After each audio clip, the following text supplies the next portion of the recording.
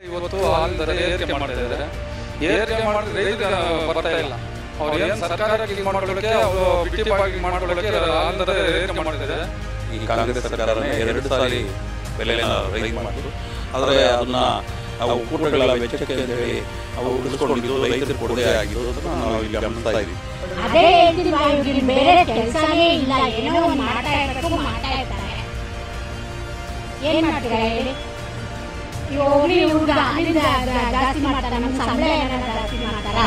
ಯಾಕಾದ್ರೂ ಜನಕ್ಕೆ ನಾವು ವೋಟ್ ಮಾಡ್ತೀವಿ ಅನ್ನೋದು ನಮ್ಗೆ ಗೊತ್ತಾಗಲ್ಲ. ಯಾಕೆ ನಾವು ವೋಟ್ ಮಾಡ್ತೀವಿ? ನಮ್ಗೆ ಅನುಕೂಲ ಆಗಲಿ ತಾನೆ ನಾವು ಅದು ತಿಳ್ಕೊಬೇಕಲ್ಲ ನಾವು. ಸಿದ್ದರಾಮಯ್ಯನವರೇ, ನಿಮಗೆ ನಾವು ಒಂದು ಪ್ರಶ್ನೆ ಮಾಡ್ತಾ ಇದ್ದೀವಿ.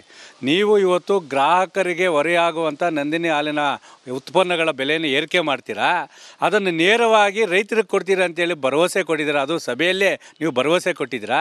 ಇದು ಎಷ್ಟರ ಮಟ್ಟಿಗೆ ಅದು ನಡ್ಕೊತೀರಾ ಅಂತೇಳಿ ನಮಗೆ ಸಂಶಯ ವ್ಯಕ್ತಪಡಿಸ್ತಾ ಇದ್ದೀವಿ.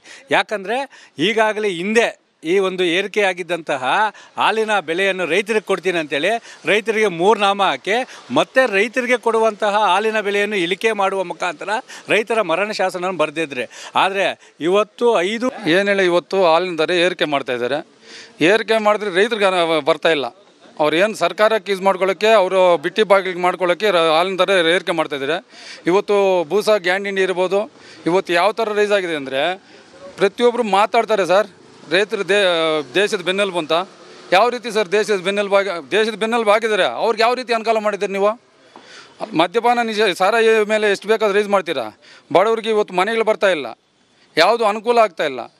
ನೀವು ಹಾಲಿನ ರೈತರು ಕೊಡಿ, 2 ರೂಪಾಯಿ ಕೊಟ್ಟರು. ಈ ಸರ್ಕಾರ ಅಧಿಕಾರಕ್ಕೆ ಬಂದು ಸುಮಾರು 1.25 ವರ್ಷ ಕಳೆದ್ರೂ ಸುಧಾ ಬರೀ ಆಶ್ವಾಸನೆಗಳನ್ನ ಕೊಡ್ತಾನೆ ಇದೆಯೇ ಹೊರತು ಯಾವ ಕಾರ್ಯಗತಗಳಿಗೆ ಬರಲಿಲ್ಲ. ಗ್ಯಾರಂಟಿಯಲ್ಲಿ ಸರ್ಕಾರ ಮುಳುಗೋಗಿದೆ. ಹಾಲಿನ ದರ ಗ್ರಾಹಕರಿಗೆ ಏರಿಕೆ ಮಾಡೋದು ಸರಿಯಲ್ಲ. ಸರ್ಕಾರ ಏನು ಗ್ರಾಹಕರಿಗೂ ಹೆಚ್ಚಿನ ಹೊರೆ ಆಗ್ತಾ ಇದೀನಿ ಅಂತ ಹೇಳ್ತಾರೆ, ಅದನ್ನು ನಿಲ್ಲಿಸ್ಬೇಕು ಇವರು. ಏನು ಹಿಂದಿನ ದರ ಏನಿದೆ ಅದನ್ನ ಮುಂದುವರಿಸ್ಬೇಕು ಇವರು.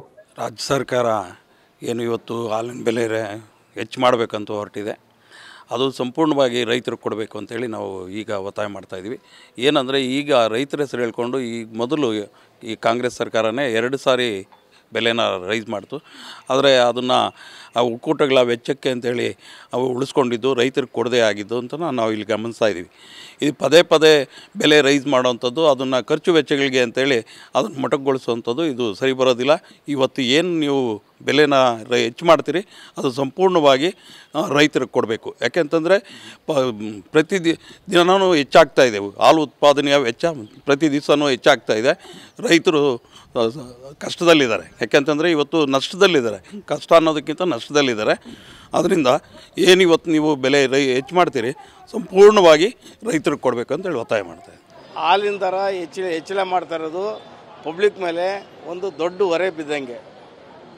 ಅದರಿಂದ ದಯಮಾಡಿ ಸರ್ಕಾರ ಕೂಡಲೇ ಏನು ನಿರ್ಧಾರ ತಗೊಂಡಿದ್ದಾರೆ ಹಾಲಿನ ದರ ಹೆಚ್ಚಳ ಮಾಡಬೇಕಂತ ಅದನ್ನು ನಿಲ್ಲಿಸಬೇಕು. ಹೌದು, ಅವ್ರು ಮಾಡ್ತಿರೋದೆಲ್ಲ ಕಷ್ಟನೇ. ಕಾಂಗ್ರೆಸ್ ಅವ್ರು ಮಾಡ್ತಿರೋದೆಲ್ಲಾನು ಕಷ್ಟನೇ. ಏನ್ ಮಾಡೋದು? ಯಾರು ಕೊಡು ಅಂದವ್ರು ಇವ್ರನ್ನ? ನಮ್ ದುಡ್ಡೇ ತಗೊಂಡು ನಮ್ಗೆ ಕೊಡೋದಕ್ಕೆ ಇವರು ಫ್ರೀ ಕೊಡ್ತೀವಿ ಅಂತ ಹೇಳ್ತಾ ಇದ್ದಾರಾ? ಇವಾಗ ಆಗ್ಲೇ ಎಲ್ಲ ನಿಲ್ಲಿಸ್ತಾ ಇದ್ದಾರಂತಲ್ಲ ಗ್ಯಾರಂಟಿ. ಇನ್ನು ಇವ್ರು ಕೊಡೋದು ಏನು?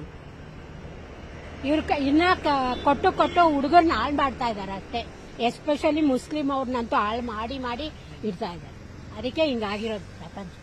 ಅಲ್ಲ, ಹಾಲಿನ ಬೆಲೆ ಜಾಸ್ತಿ ಆಗುವಂಥದ್ದು ಏನಾಗಿದೆ ಗೌರ್ಮೆಂಟ್ಗೆ ಅದು ಗೊತ್ತಾಗ್ತಲ್ಲ. ನಮಗೆ ಅರ್ಥ ಮಾಡ್ಕೊತಾ ಇಲ್ಲ ನಮ್ಮನವರು ಕರೆಕ್ಟಾಗಿ.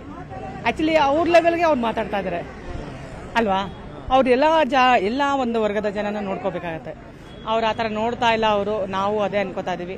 ಯಾಕಾದರೂ ಜನಕ್ಕೆ ನಾವು ವೋಟ್ ಮಾಡ್ತೀವಿ ಅನ್ನೋದು ನಮಗೂ ಗೊತ್ತಾಗ್ತಾ ಇಲ್ಲ. ಯಾಕೆ ನಾವು ವೋಟ್ ಮಾಡ್ತೀವಿ? ಮೇಯ್ನಾಗಿ ನಮಗೊಂದು ಅನುಕೂಲ ಆಗಲಿ ಅಂತ ತಾನೆ ನಾವು ಅದು ತಿಳ್ಕೊಬೇಕು ತಾನೆ ಅವ್ರು. ಸೊ ಅವ್ರು ಎಲ್ಲೂ ಆ ಥರ ತಿಳ್ಕೊತಲ್ಲ ಸರ್. ಇವಾಗ ಏನು ಮಾಡಿಲ್ಲ ಅಂದರು ಸಿದ್ದರಾಮಯ್ಯ. ಇವಾಗ ಇನ್ನೂ ಜಾಸ್ತಿ ಮಾಡ್ತಾ ಇದ್ದಾರೆ. ಏನು ಹೇಳ್ತೀರಿ ಸರ್? ಎಲ್ಲನೂ ಜಾಸ್ತಿ ಬರೀ ನಾಟ್ ಓನ್ಲಿ ಹಾಲು, ನಾಟ್ ಓನ್ಲಿ ಮಿಲ್ಕ್, ಎಲ್ಲನೂ ಆಗಿದೆಲ್ಲ ಸರ್. ಎಲ್ಲನೂ ಆಗಿದೆ. ಸಿದ್ದರಾಮಯ್ಯ ಸೀಟಿಗೆ ಬಂದಾಗಿಂದ ಎಲ್ಲ ಬಳಸ್ಬಿಟ್ರು. ಆ ಕಡೆ ಗಂಡಸ್ರದ್ದೆಲ್ಲ ದುಡ್ಡು ಹೋಗುತ್ತೆ, ಹೆಂಗಸ್ರಿಗೆ 2,000 ಅದು ಎಲ್ಲಿ ಕೊಟ್ಟರು ಸರ್? 10% ಇಲ್ಲ, 1% ಇಲ್ಲ ಸರ್ ಅಲ್ವಾ? ನಮ್ಗೆ ಯಾರ್ದು ಬೇಡ, ಯಾರಿಗೂ ಯಾವ ಫ್ರೀನೂ ಬೇಡ. ಅವ್ರು ನ್ಯಾಯವಾಗಿ ಎಲ್ಲ ಬೆಲೆ ಸರಿಯಾಗಿದ್ದು ಎಲ್ಲ ಕರೆಕ್ಟಾಗಿ ಕೊಟ್ಟರೆ ಅಷ್ಟೇ ಸರ್.